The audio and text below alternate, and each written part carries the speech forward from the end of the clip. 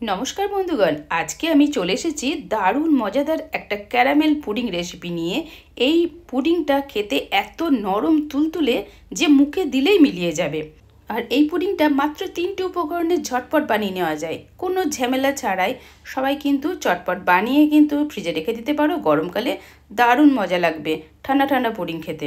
তো আর দেরি না করে চলো চটপট শুরু করে দিচ্ছি এরকম সফটি পুডিং।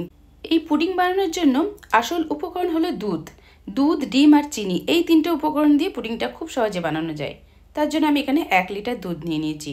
এই প্যাকেটের দুধটাকে ভালো করে ফুটিয়ে নিতে হবে, তবে এটা ফুল ক্রিম দুধ নিয়েছি যাতে খুব তাড়াতাড়ি এটা ঘন হয়ে যায়। দুধটাকে একটু ঘন করে নিলে পুডিংটা খেতে কিন্তু দারুণ মজা লাগে। এই মিল্ক পুডিংটা বানানোর জন্য যে কোনো দুধ তোমরা ব্যবহার করতে পারো। আমুলের দুধও তোমরা নিতে পারো। ফুল ক্রিম হলে দুধটা ঘন করতে একটু কম সময় লাগে, খুব তাড়াতাড়ি ঘন হয়ে যায়, খেতে কিন্তু ভীষণ মজাদার লাগে। তো সেই জন্য আমি এখানে 1 লিটার দুধ প্যাকেট থেকে ঢেলে একটা জায়গায় গরম করে নিচ্ছি। তো ভীষণ ভালো মতন ফুটে গেছে। এবার হাতা দিয়ে নেড়ে নেড়ে বেশ কিছুক্ষণ ফুটিয়ে নেব যাতে একটু ঘন হয়ে যায়। তো তোমরা চাইলে ঘন করার জন্য শুকনো দুধও ব্যবহার করতে পারো। এই দুধটাকে আমি খুব ভালো করে ফুটিয়ে নিচ্ছি, কারণ এটাকে একটুখানি কমিয়ে নিতে হবে ফোটাতে ফোটাতে। সেই জন্য আমি বেশ কিছুক্ষণ সময় ধরে এটাকে জাল দিয়ে নিচ্ছি। দুধের এই পুডিংটা সকলের কিন্তু খুব পছন্দের একটা খাবার। বাচ্চারা তো ভীষণই ভালোবাসে এই দুধের পুডিংটা খেতে। এত নরম নরম সফটি হয়, মুখে দিলেই মিলিয়ে যায়। তো এই দুধটাকে ফোটাতে ফোটাতে আমি এই সাইডে একটু গুঁড়ো দুধও নিয়ে নিচ্ছি। তো এখানে পাউডার দুধ নিয়ে নিচ্ছি বেশ কিছুটা পরিমাণের, 4 থেকে 5 চামচ পরিমাণে পাউডার দুধ নিয়ে আমি এই দুধটাকে আবার যে ফুটিয়ে রেখেছি সেই দুধটা দিয়ে একটু ভালো করে গুলিয়ে নেব। এখানে আমি কোনো রকমের জল ব্যবহার করব না, কারণ জল ব্যবহার করলে তো এই পুডিংয়ের টেস্টটা একটু এদিক ওদিক হয়ে যেতে পারে। সেই জন্য আমি ফোটানো যে দুধটা সেই দুধটা দিয়ে ভালো করে এই পাউডার দুধটাকে গুলিয়ে নিচ্ছি।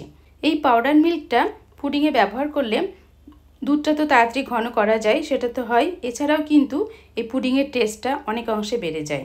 সেই জন্য চেষ্টা করবে যে একটু পাউডার মিল্কও অ্যাড করে দিতে, তাহলে পুডিংয়ের টেস্টটা কিন্তু অনেকটাই বেড়ে যাবে।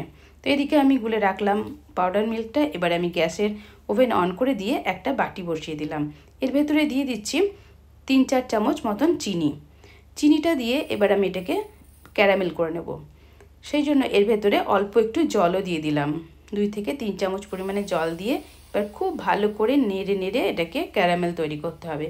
তবে বন্ধুরা, গ্যাসের ফ্লেমটাকে কিন্তু একেবারে বাড়ানো যাবে না, একদম লো ফ্লেমেতে এই ক্যারামেলটা তৈরি করতে হবে। যদি হাই ফ্লেমেতে করো এটা কিন্তু পুড়ে যাবে আর তেতো তেতো লাগবে খেতে। সেই জন্য একটু ধৈর্য ধরে কিছুক্ষণ সময় নিয়ে এই ক্যারামেলটা তৈরি করে নিতে হবে। তো অবশ্যই কিন্তু এরকম বাটিতে তোমরা করে নিও, কারণ স্টিলের জায়গায় করলে পরে কিন্তু সেটা কামড়ে ধরে নেবে, তখন কিন্তু তাড়াতাড়ি পুড়ে যায়। একটু মোটা কোনো বাটি বা কড়াইতে করে এই ক্যারামেলটা তৈরি করে নিতে হয়। তো আমি এখানে আস্তে আস্তে নাড়তে নাড়তে দেখো চিনিটা কিন্তু গলে এসেছে। এবার চিনিটা গলে যাওয়ার পর এটার কালারটাও নিয়ে নেবে, তার জন্য একটু ধৈর্য ধরে নেড়ে চেড়ে এটাকে বানাতে হচ্ছে। দেখো চিনিটা প্রায় গলে গেছে, একটু দানা দানাও রয়েছে, একটু হালকা ইয়েলো কালার টাইপের চলে এসেছে। এখন আমি গ্যাসের ফ্লেমটাকে কমিয়েই রেখেছি, তবে কখনোই হাই করলে কিন্তু তাড়াতাড়ি ক্যারামেলটা পুড়ে যায়। কালারটা হয় ঠিকই, কিন্তু সেই ক্যারামেলের টেস্ট কিন্তু মোটেও ভালো হয় না। তো এখানে আমি লো ফ্লেম করে করে ক্যারামেলটা বানিয়ে ফেলেছি, একদম তৈরি হয়ে গেছে। গ্যাসের ফ্লেমটাকে অফ করে দিলাম। এবারে যেটাতে আমি পুডিংটা বসাবো সেই পাত্রটা নিয়ে এসেছি, তার ভেতরে এই ক্যারামেলটাকে ঢেলে দিলাম। তো তোমরা চাইলে আগে থেকে ওই পাত্রটাতে একটু ঘি ব্রাশ করে রাখতে পারো। তো আমি একটু ঘি মাখিয়ে রেখেছি আর ক্যারামেলটা এর ভেতরে ঢেলে দিলাম। দেখতেই পাচ্ছ ঢালতে ঢালতে ক্যারামেলটা কেমন শুকিয়ে শুকিয়ে আসছে। তো সাথে সাথেই কিন্তু ঢেলে দিতে হবে। একটুখানি যদি মনে করো ক্যারামেলটা হওয়ার পর রাখবো, সেক্ষেত্রে কিন্তু বাটিতেই ক্যারামেলটা শুকিয়ে যাবে। তো এবার আর একটা বাটি নিয়ে চলে এসেছি। এবারে কি করব দেখো, এই বাটিতে নিয়ে নিচ্ছি ডিম। 2টো ডিম আমি এখানে ব্যবহার করছি। 2টো ডিমকে প্রথমে ফাটিয়ে নিলাম, তারপরে বাটিটার মধ্যে নিয়ে নিলাম। এবারে এই ডিমের কুসুমগুলোকে একটু চামচের সাহায্যে একটু ফেটিয়ে নিচ্ছি। এবারে এর ভেতরে দিয়ে দেব দুধ দিয়ে পুডিংটা তৈরি হবে। আমি তো মিল্ক পুডিং তৈরি করছি, এই জন্য আমি প্রথমেই দিয়ে দিলাম 1 কাপ পরিমাণের ঘন দুধ। এটা আমি খুব ভালো করে ফুটিয়ে রেখেছি, এটাকে ঘনও করে রেখেছি। তো এই দুধটা দেওয়ার পর দিয়ে দিচ্ছি চিনিটা কিন্তু ডাস্ট অবস্থায় দিয়ে দিলাম, তাতে কিন্তু মেল্ট হতে খুব সুবিধা হবে বলে। তোমরা চাইলে গোটা চিনিও দিতে পারো, কিন্তু মিহি চিনি দিলে কিন্তু সুবিধা হয়। আর দিয়ে দিলাম পাউডার মিল্কটা, যেটা গুলে রেখেছিলাম সেটা দিয়ে দিলাম। এবার একটু চামচে করে হালকা করে নেড়ে দিচ্ছি। চিনিটাকে গলিয়ে নিতে হবে, আর ডিমটা রয়েছে, সমস্ত উপকরণগুলোকে ভালো করে ফেটিয়ে নিতে হবে এখন। তো তার আগে দিয়ে দিচ্ছি একটু এসেন্স। এখানে নিয়েছি আমি ভ্যানিলা এসেন্স। ভ্যানিলা এসেন্স 1 চামচ পরিমাণে দিয়ে দিলাম। মিল্ক পুডিংয়ের ভেতরে ভ্যানিলা এসেন্সটা দেওয়ার ফলে যে ডিমের যে গন্ধটা সেটা চলে যাবে। যখন পুডিংটা খাবে তখন কিন্তু ডিমের কোনো গন্ধই তোমরা পাবে না। এখন আমি খুব ভালো করে সমস্ত উপকরণগুলোকে ফেটিয়ে নিচ্ছি।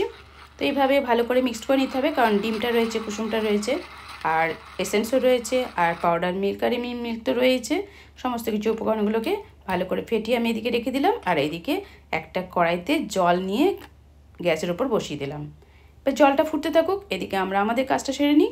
সেটা হচ্ছে এবার ক্যারামেলের ভেতরে দিয়ে দিলাম এই দুধের যে মিশ্রণটা। এর মধ্যে ডিম রয়েছে, চিনি রয়েছে, আর টোটাল দুধ সব কিছু রেখে দিলাম। এখানে একটা দেখো গোল একটা বেড বসিয়ে দিলাম, কড়াইয়ের স্ট্যান্ড যেগুলো নামানো হয় সেটা দিয়ে এবারে এই পাত্রটাকে তার উপরে বসিয়ে দিলাম। ব্যাস, বসিয়ে দিলাম। এবার জলটা ফুটতে থাকছে।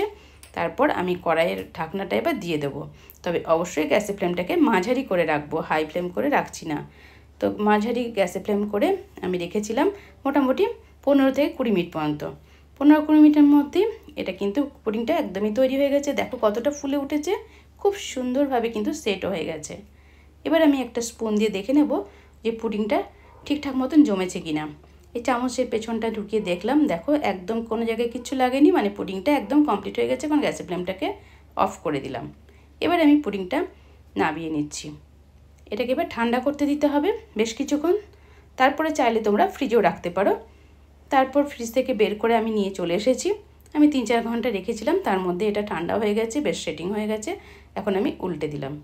উল্টে দেওয়ার পর দেখো কত সুন্দর হয়েছে এই পুডিংটা। ওয়াও, হেভি লাগছে কিন্তু দেখতে। বন্ধুরা তোমরা দেখতেই পাচ্ছ কতটা সুন্দর লাগছে দেখতে, খেতে কিন্তু অসাধারণ হয়েছে। এটা এখন স্লাইস করে কেটে নিচ্ছি। তারপর খাওয়ার সময় মুখে দিলে একদম মিলিয়ে যাবে। কতটা সফটি সফটি হয়েছে সেটাও তোমাদের সামনে দেখিয়ে দিচ্ছি। এই দেখো একটা পিসকে দেখো আমি এইভাবে নিয়ে হাতে ধরছি, দেখবে কীরকম নড়ছে একদম। দেখো ধরে রাখতেই পারছি না, তুলতে পারছি না। দেখো কতটা নরম এবং সফটি হয়েছে, দেখে তো বুঝতেই পারছো কতটা সফটি সফটি হয়েছে। খেতে কিন্তু ফাটাফাটি হয়েছে। যাদেরকে তুমি দেবে এরকম ঠান্ডা ঠান্ডা পুডিং, তারাই কিন্তু এই মিল্ক পুডিংটা বারবার খেতে চাইবে। তো বন্ধুরা আমার এই ভিডিওটা কেমন লাগলো একটু কমেন্ট করে লিখে জানিও। ভালো লাগলে তোমাদের ফ্রেন্ড সার্কেলকে অনেক অনেক শেয়ার করো। আর ভিডিওটা ভালো লাগলে একটা লাইক করতে ভুলবে না। নতুন বন্ধু হয়ে থাকলে অবশ্যই চ্যানেলটিকে সাবস্ক্রাইব করে নোটিফিকেশনটা অন করে রেখো নিত্য নতুন ভিডিও পাওয়ার জন্য। নেক্সট টাইম আবারও চলে আসবো নতুন একটা ভিডিওর সাথে। ততক্ষণের জন্য তোমরা বাড়িতে থাকো, সুস্থ থাকো। Tata, bye bye, take care.